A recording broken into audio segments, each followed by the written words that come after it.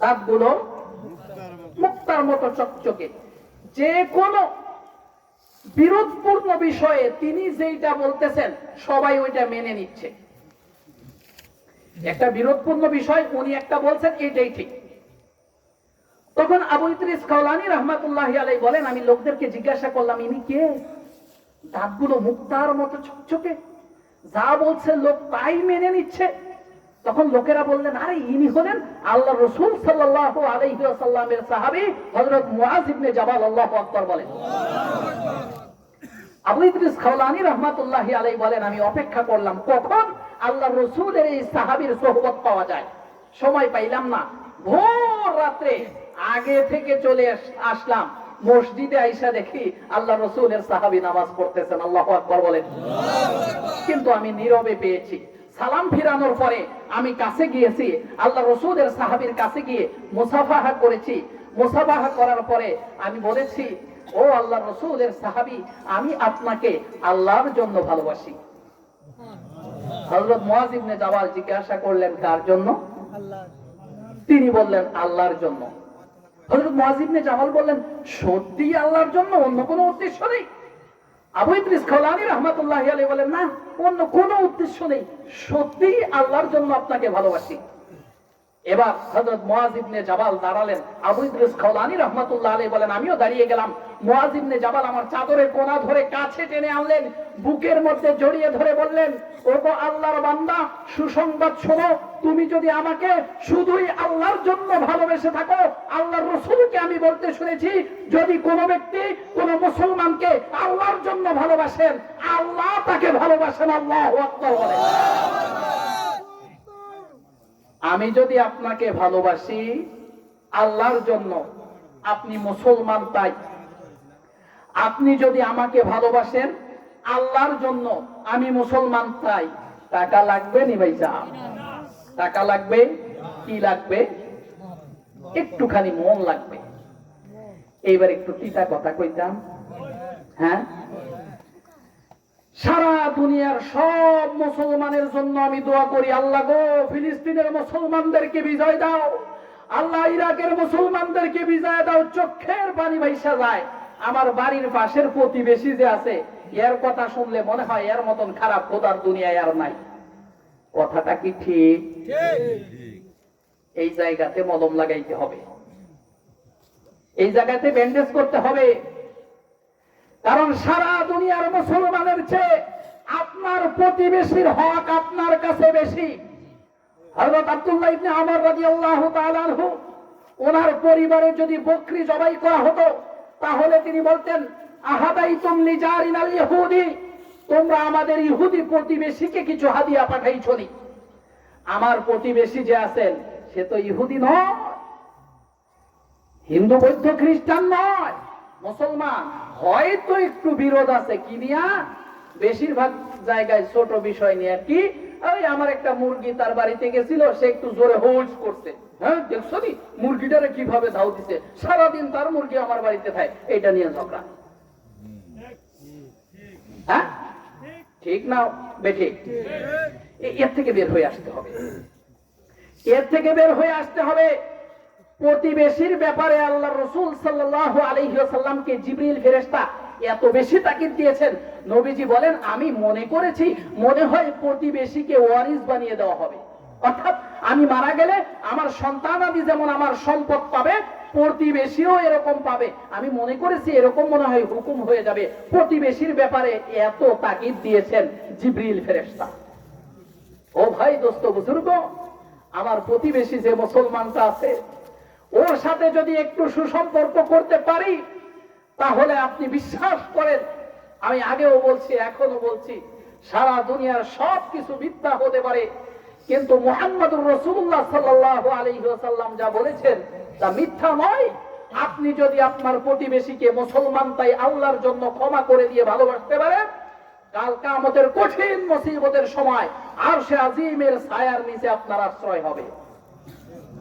আপনার হাসরের মাঠের 50,000 বছর জিনিয়াসরা উত্তর দিবেন, হাসরের মাঠের 50,000 বছর কত মিনিটে অতিবাহিত হবে? এক ওয়াক্ত ফরজ নামাজ পড়তে যত মিনিট লাগে, আমরা বেশি করে 10 মিনিট ধরেছি। পারবেন নি প্রতিবেশীরে ক্ষমা করতে? একটু কঠিন, কিন্তু মন থাকলে পারা যায়। বলবো নাকি ছোট্ট একটা ঘটনা? না, রাত হয়ে গেছে, তাহলে এটা বলে শেষ করি। এই বাবাজি, দোয়া হবে। এই উঠে যাচ্ছেন নাকি? বসেন, কেউ উঠবেন না। দোয়া হয়ে যাবে, দোয়া হয়ে যাবে। খুব মনোযোগ দেন। আমার দিকে তাকান, আমার দিকে তাকান। আমার যুবক ভাইয়েরা অস্থির হয়ে গেছে, কয় জায়গা কেড়ে। হ্যাঁ হুজুর, আজকে সারা রাত রাখবাম। কি কন? সারা রাত থাকবেন?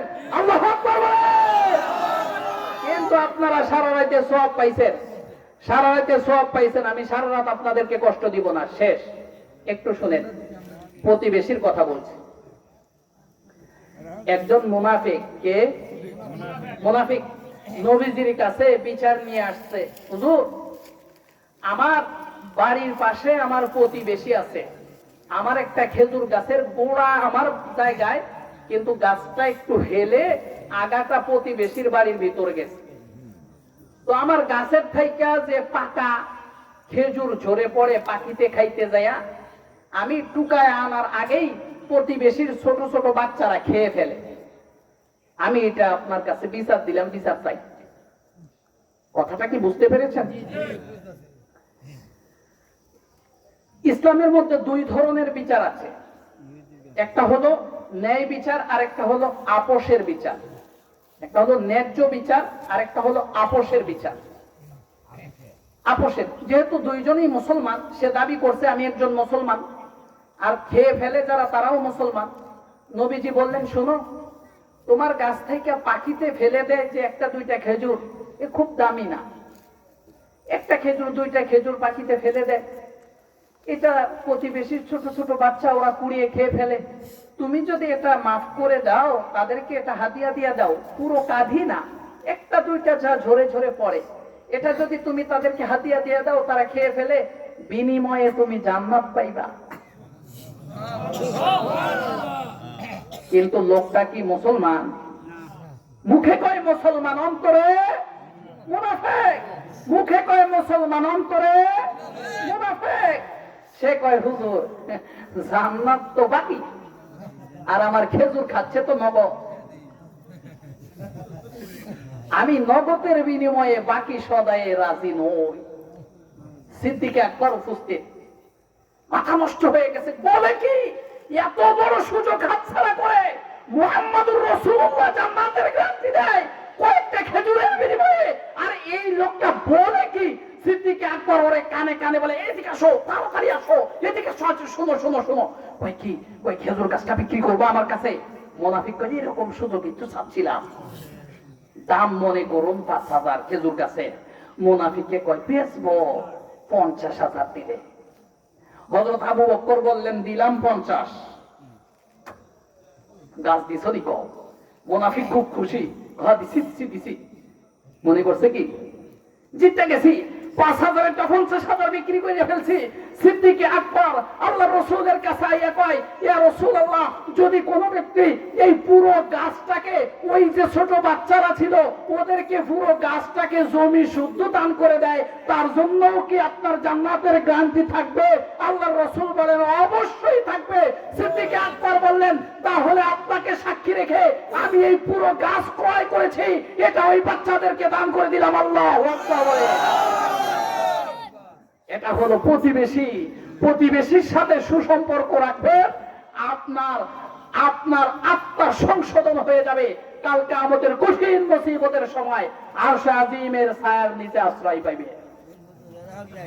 ও ভাইজান, বাবাজি, টাকা লাগবে, পয়সা লাগবে না, শুধু সুন্দর একটা মন লাগবে। আপনার মনটা সুন্দর, আপনি এটাকে একটু ঘষে মেজে পরিষ্কার করেন। প্রতিবেশী একটু কষ্ট দিতেছে, সহ্য করেন। আপনার বড় ভাই একটু কষ্ট দিচ্ছে, সহ্য করেন। ছোট ভাই একটু কষ্ট দিচ্ছে, সহ্য করেন। বোন আপনাকে কষ্ট দিচ্ছে, সহ্য করেন। প্রতিবেশী কষ্ট দিচ্ছে, সহ্য করেন। তাদের সাথে সুসম্পর্ক রাখেন, আল্লাহর জন্য ভালোবাসেন।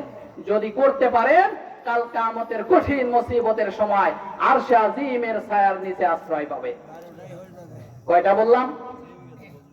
1 নম্বরে ন্যায় বিচারক বাদশা, 2 নম্বরে যুবক যৌবনকাল আল্লাহর রাস্তায় অতিবাহিত করেছে, তিন নম্বরে যারা একে অন্যকে ভালোবাসবে কার জন্য?